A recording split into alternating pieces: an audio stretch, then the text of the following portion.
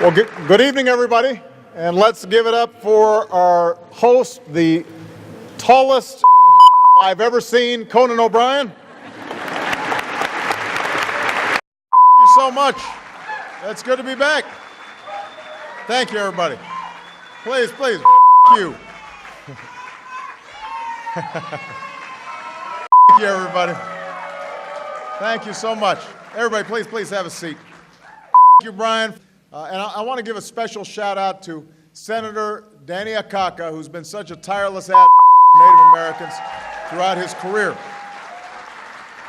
I want to thank all the tribal leaders who took the time and the effort to come and take part in this conference. Every year I look forward to this. Hey, President. Crew right here. Liz Temple, how are you? So nice to see you. Thank you so much. This must be Noah. I guess what's going on today is we're getting a one from our president. I wrote into whitehouse.gov in response to what would mean to us, and my family is a special case because we have a blended family with our parents and us, so we have 2 adult incomes in the house, so it would be to us. So yes, tonight is about Conan and Diana Ross and Santa and all the other on this stage, but it's also about the Americans who are spending this holiday in a bed or protecting our freedom on a battlefield far from home. You guys inspire me every single day, and whenever I've traveled to your home states, there's been such a I've received. So I'm truly grateful to all of you. Because Democrats and Republicans aren't coming together to I'm so happy that my the president wants to middle class people like me.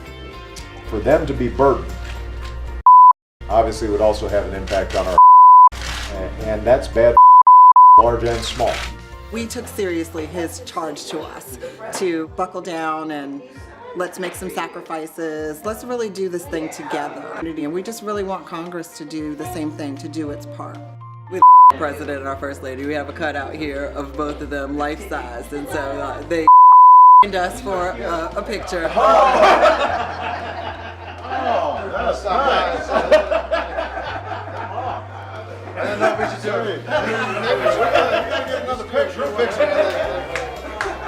We gotta get another picture with Michelle and another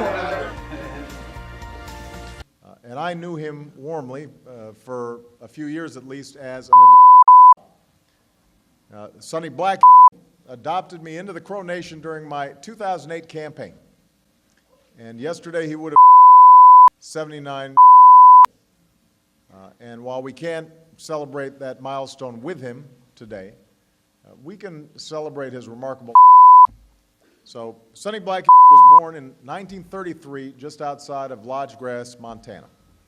That's where his grandparents raised him after his mother died of tuberculosis, where he cattle as a child, and where as an adult he a family of his own. And Sonny was brought up in the traditional Crow ways, with the same values that many of you share. A reverence for the earth, to cherish the earth, and to cherish each other, to honor ancestors, and preserve traditions. Staying true to those values wasn't always easy. As a child, if Sonny spoke Crow in school, his teachers would strike his hand with a As a teenager, when he went to eat at local restaurants, he was sometimes met with a sign on the door that said, "No or allowed." In the 1950s, as Sonny and his wife Mary began a new life together, the government put in place a new policy of forced assimilation, a move that harkened back to the days when native religions and languages were banned. The policy was called termination for a reason. It was meant to end tribal governments in America once and for all. So Sonny, like many of you, knew intolerance and knew injustice. He knew what it was like to be persecuted for who you are and what you believe. We're also grateful to all the outstanding performers, the choirs, the glee clubs who are sharing their tremendous with us. We're a clean energy community that will provide affordable housing for folks and help more small businesses get off the ground. To get things in the best shape possible for when something bigger.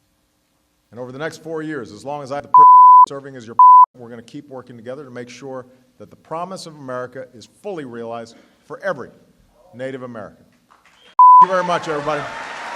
God bless you. God bless the United States of America.